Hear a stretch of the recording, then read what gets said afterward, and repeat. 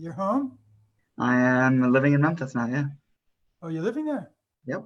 Very nice. Well, you are live, so I'm gonna mute myself. Enjoy. Okay. Very good. So put me on. All right. 1 second. Good afternoon, everybody, whoever is on. I'm sorry we had some technical difficulties. And we are going to be starting now. I'm going to just set myself up over here. Hope you can see me and hear me. And I will get started and we will hopefully have a meaningful meeting. Again, I'm sorry for the delays. So we are talking about living in a perfectly imperfect world. And in doing so, as we all know, we found out the hard way, having coronavirus sprung on us in a very sudden manner. And you've probably seen so many people talk about it and so many things said in terms of opinions and so forth and so on. So contributing something unique and a little different is not an easy task, but I want to try to look at the bigger picture, how Judaism perhaps tries to tackle this whole issue in general, dealing with these types of surprises and challenges in life, which catch us off guard sometimes. And sometimes we make our own bed and we get ourselves into situations which are difficult. Obviously, in this situation, none of us made this bed, and we are all in a situation where we are trying to adjust to a very big change in our lives. So I want to share with you a wonderful experience that I had many years ago when I was in yeshiva in 770. It's been well publicized, so you might have heard about it, but the experiences was with a group of handicapped soldiers who were invited to come to 770 in order to be able to hear the Rebbe speak to them. And at the time, they were very, I should say, just kind of touring and coming with some anticipation as to what are they going to this Hasidic Rebbe for.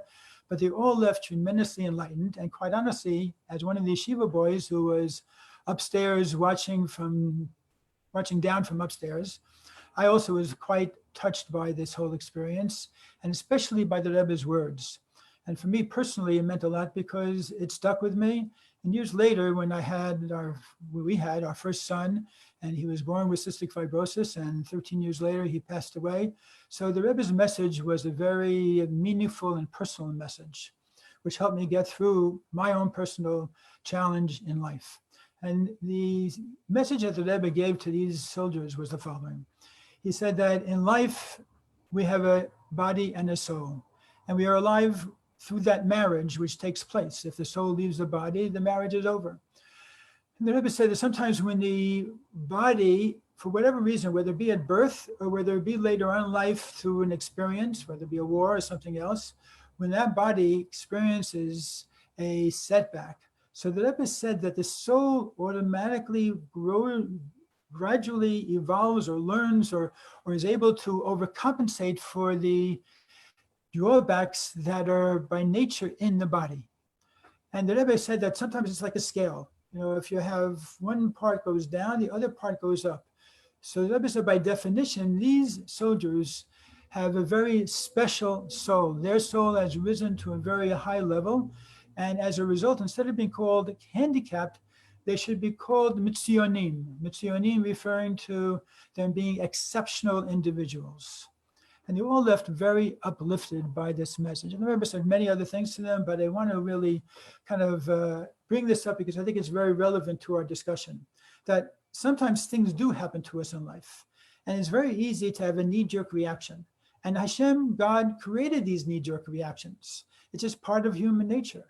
But part of our purpose is to catch ourselves from going forward and investing in those knee-jerk reactions.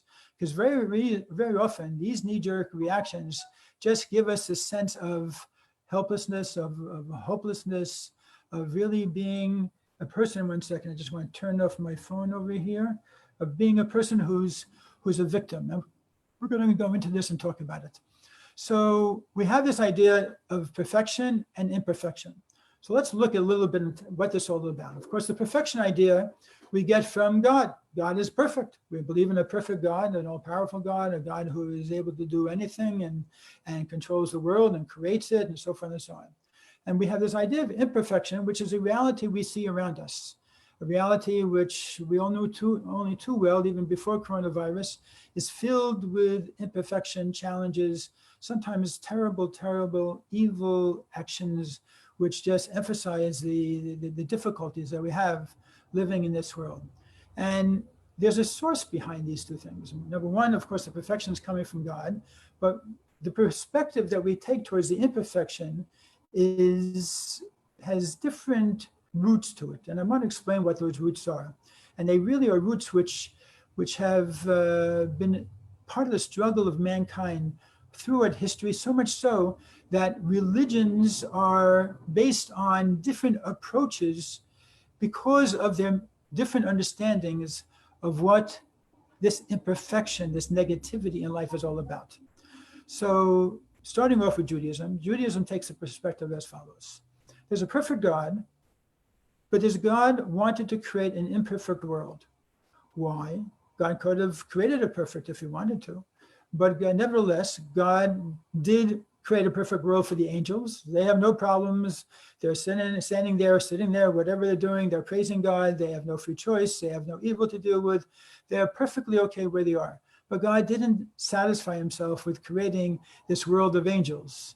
And God, so to say, lowered the bar and came down from the angel world to the human world, to the real world, to the world that we live in, which is a mixture of many imperfections. Although we have lots of beautiful things around us, we live in a garden of world, which is so incredibly beautiful in many ways.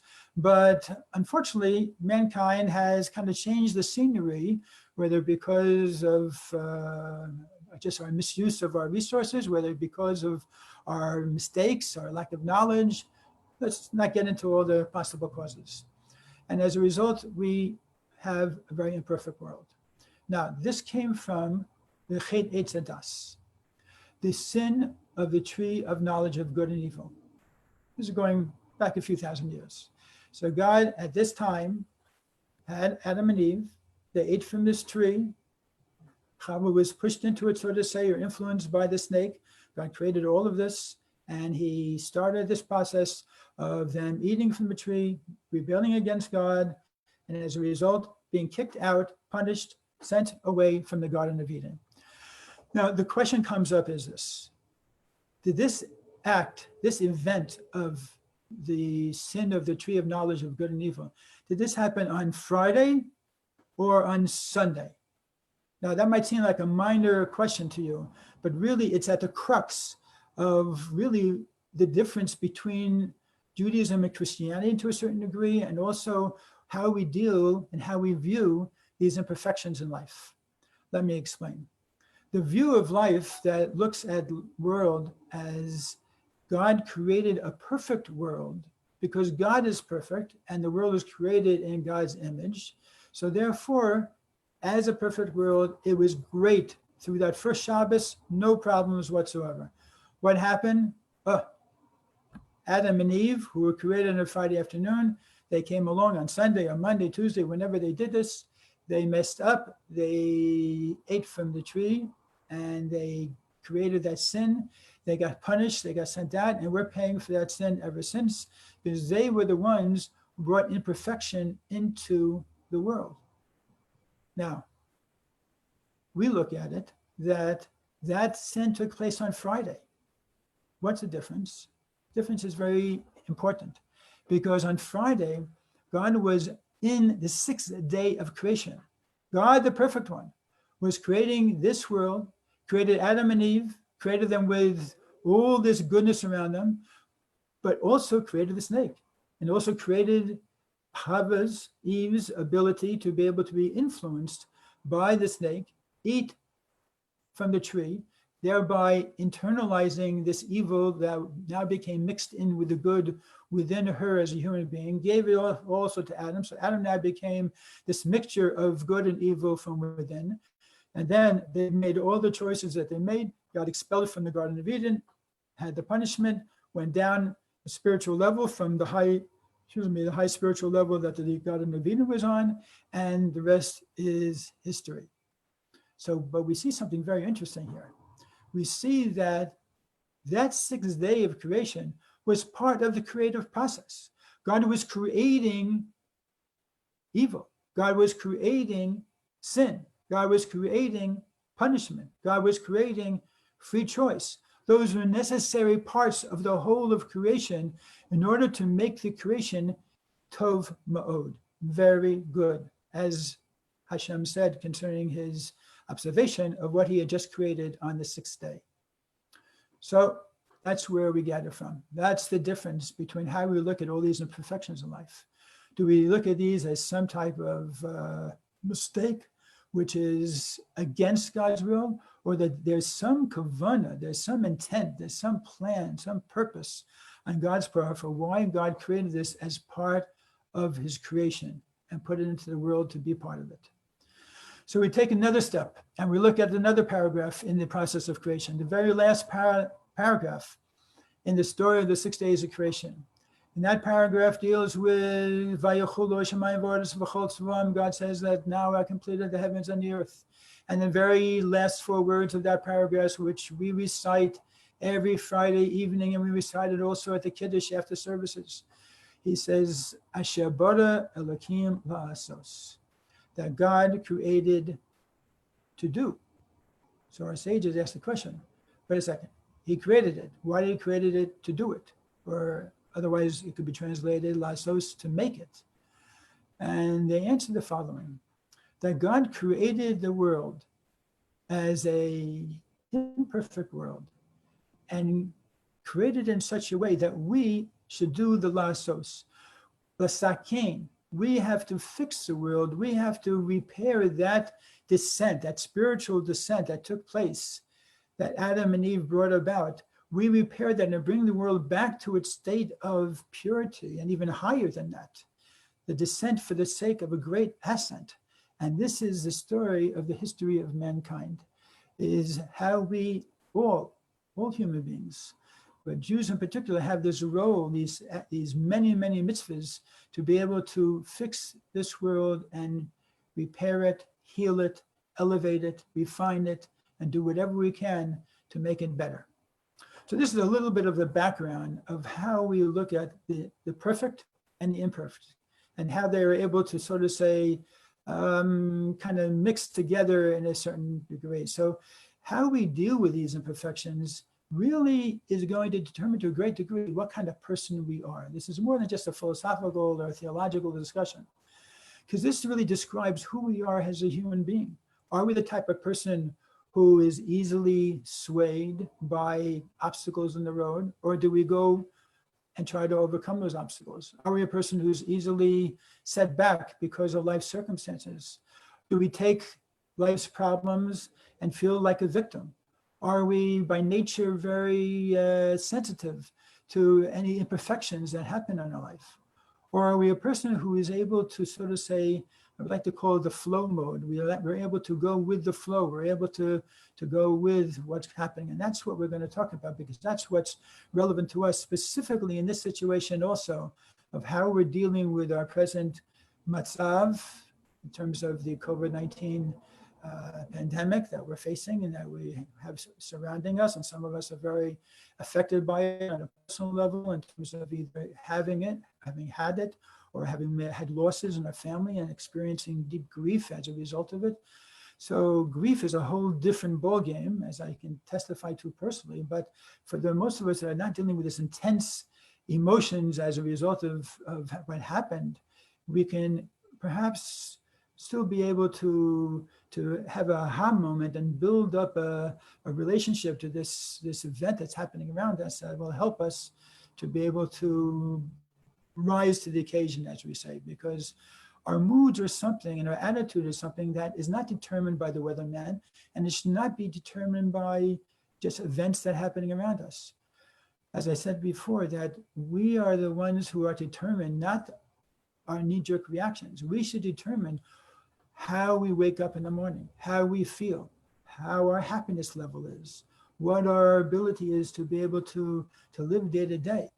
Because if we're just going to live as a ball in a pinball machine or survive on knee-jerk reactions, and again, it's perfectly human, perfectly normal to live that way, but it's not what Judaism wants us to do. It's for sure not what the Rebbe taught, for sure not what Chassidus teaches, to work on the basis of knee-jerk reactions or just being, taking on attitudes that are to be expected. Well, this happened, so therefore I'm not happy. Or this happened, so I have an excuse not to do this or not to do that.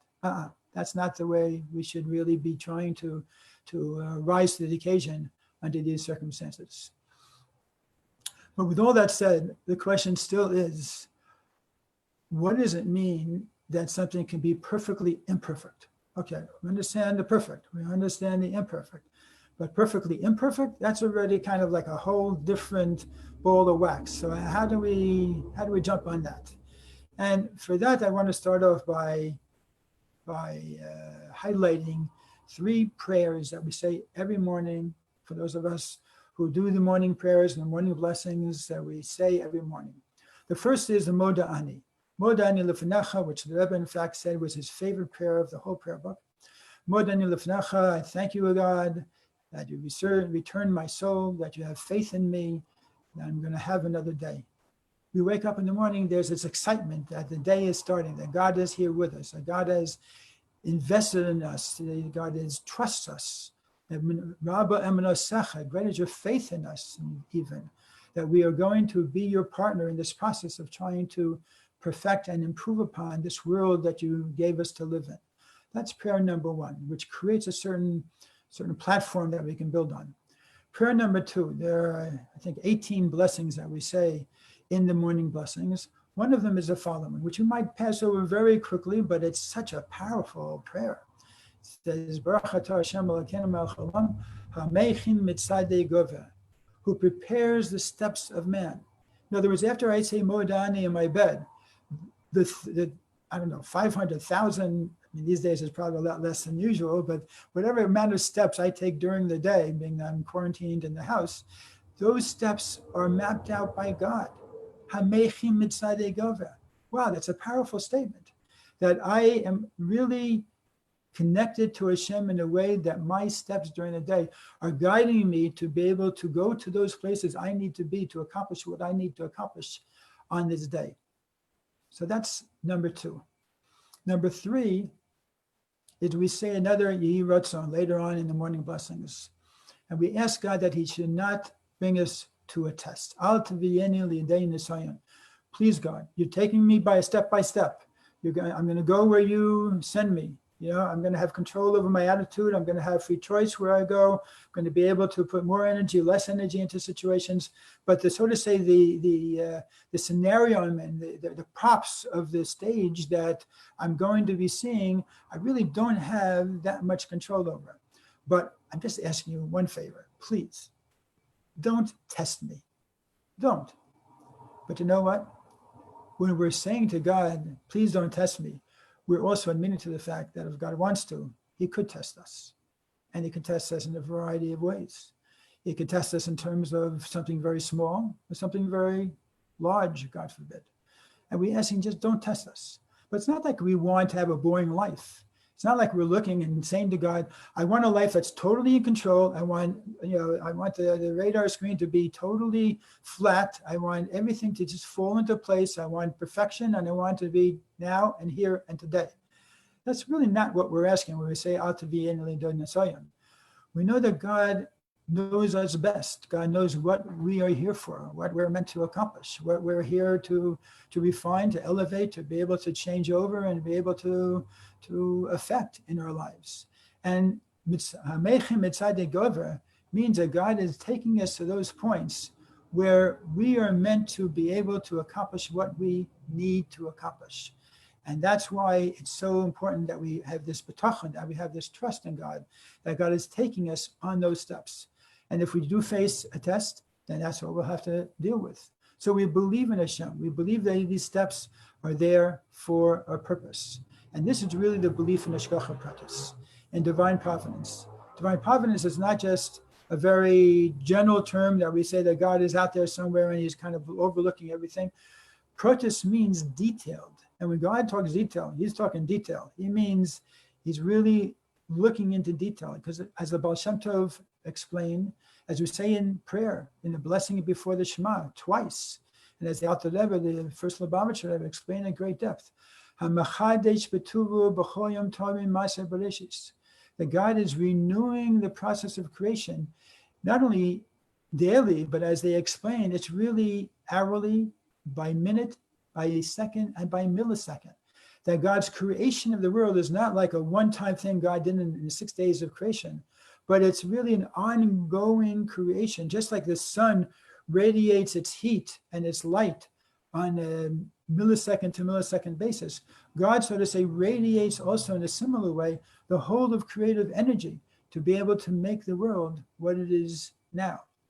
And this is a very powerful way of looking at God, because it creates also a very personal relationship between us and God, in terms of seeing that every single second God is directing the show. He hasn't left the cockpit. He's still there. He's still directing why we have to go through this COVID-19 that we're going through in every detail of our lives.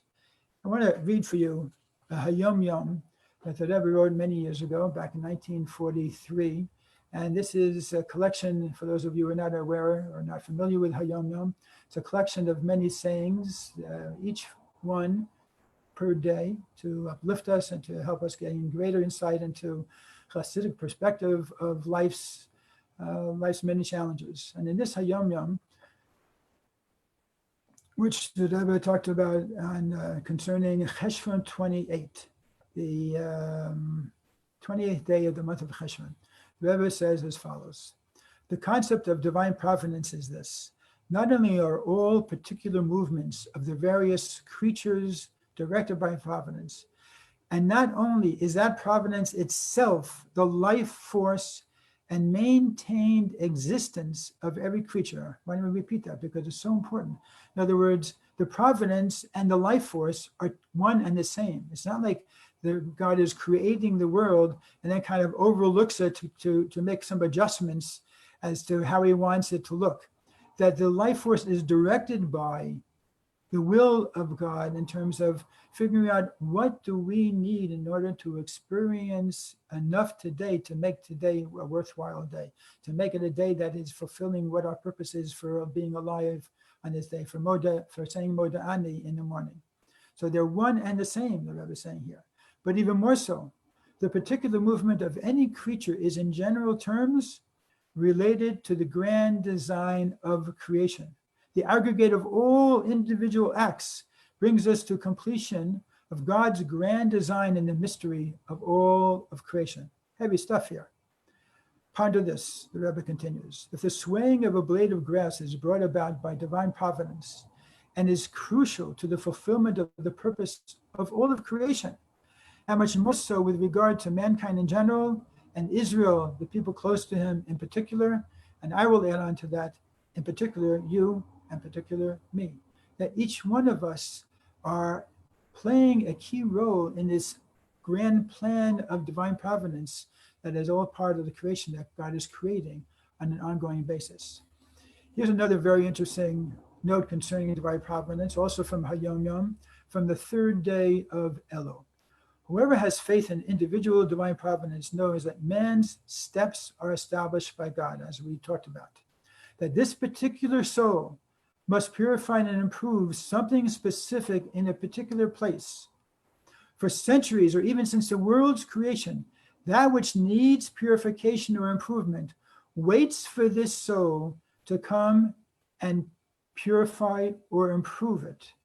The soul, too, has been waiting ever since it came into being for its time to descend so that it can discharge the tasks of purification and improvement which are assigned to it.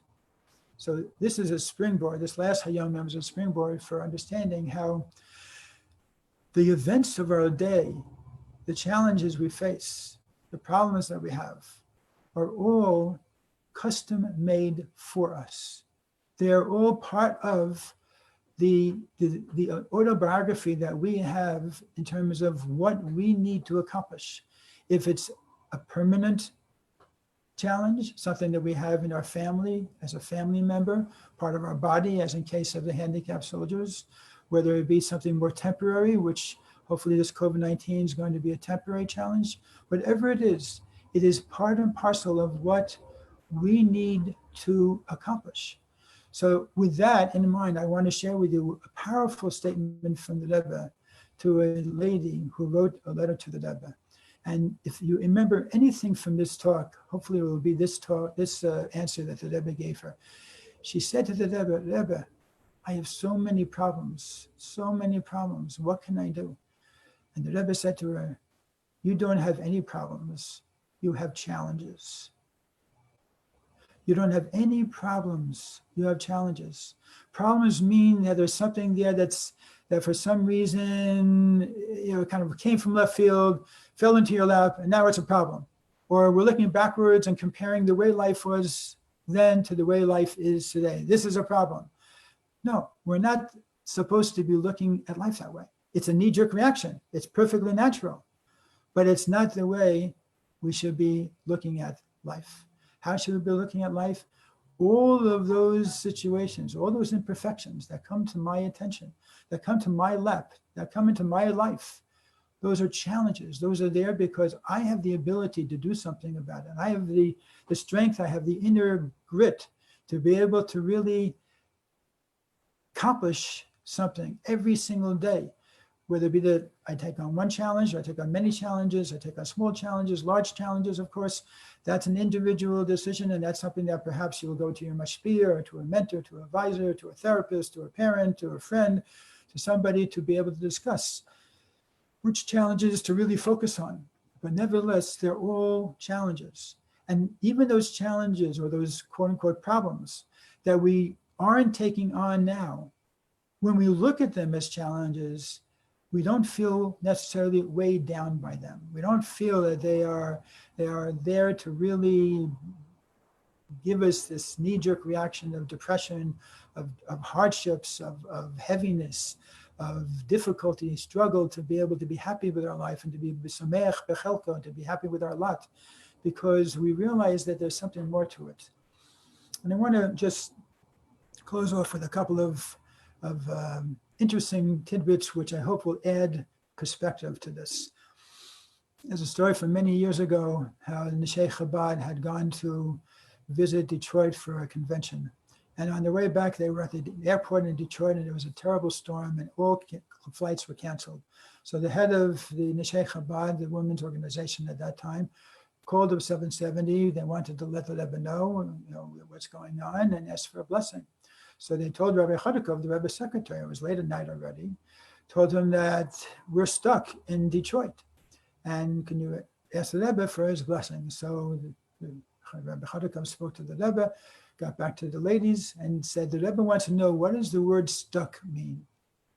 What's that mean? And she thought perhaps the Rebbe didn't know what the English word stuck meant, so she started to explain what does stuck mean. But Rabbi Chodakov quickly corrected her. Say, no, the Rebbe understands the meaning of the word stuck, but the Rebbe doesn't understand what it means that a Jew can be stuck in a place. You're in a place because there's a purpose for being in that place. There's a reason for being there. You have something to accomplish there, and that's why you're there. It's not that you're stuck. So it's not a problem, it's a challenge. Going into a different story, a very interesting story in which I'm not going to go into the whole story, but basically what it comes down to it is, let's say for anybody who watches a movie, if you're at a movie with no challenges, no problems, no obstacles, it was just like a dead line, what kind of movie would that be? Nothing. Nobody would watch it, nobody interested, nobody would even make a movie that had that kind of script. Is that really what we want our life to look like? We want our life to look like I controlled everything. I was able to maintain status quo. I was able to do everything in a way that it's just going to be regular. I don't know.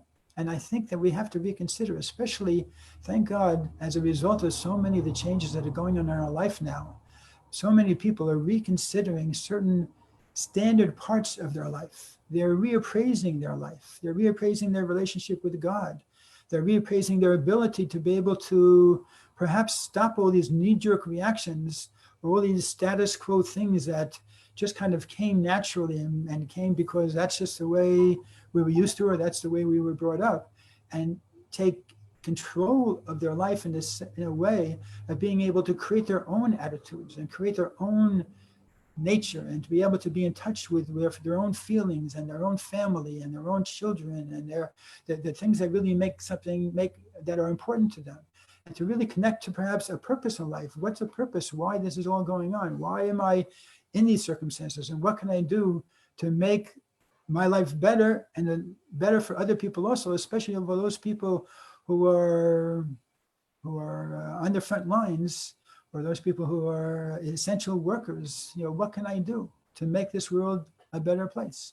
So people are thinking a different way, and all of these talks that all these rabbis and rebbetins and other people give to teach and share wisdom from the Torah is all that we should have more and more tools to be able to slowly have that aha moment that we hope we'll have, that will basically help us to evolve in a new direction, to grow in a new direction, to tap into something within us that's going to be able to help us to really connect on a different level. So in conclusion, basically, when we can accomplish this, when we can align ourselves with the feeling that Hashem is really running the world, and that the details of my life are really part of that script that Hashem is, why my soul came into this world, that I need for whatever reason, and sometimes it's a very hard thing to swallow, but I need to experience certain things in my life. And these imperfections are custom made for me to have to go through them and be the better for it. I think that's a much healthier attitude than the knee-jerk reactions, which might say, I'm a victim, this is terrible, I don't like this at all, I want to get out of here, this is not fair, why did God do this to me? Doesn't go, doesn't fly. So I hope and I pray that we should all be able to really rise to the occasion, to be able to really dig deep and to really kind of take an adjustment on our head as far as once and for all accepting Hashem in our life, walking with Hashem, taking those steps right from the bed and realizing that everything is happening to us is really coming from on high. And I think it'll be liberating. I think it'll be uplifting. And I know that it will help us to reach a new state of happiness, which I hope and pray will really, really take us the next step. All the best, and I hope that if you haven't yet, you'll register for my class, which is just finishing up on Chabad.org, which is talking about purpose. It's called The Paths to Purpose. We're finishing up the 3rd and 4th class, and if you're really interested in more about purpose, my new book, which is The 8 Paths of Purpose, is available on Amazon, and purpose is something that has a lot of dimensions and a lot of topics in it. So I hope you'll be able to pursue it a little bit more. In the meantime, may God be with you, and hopefully we'll see you on another Facebook Live some other time. Amen.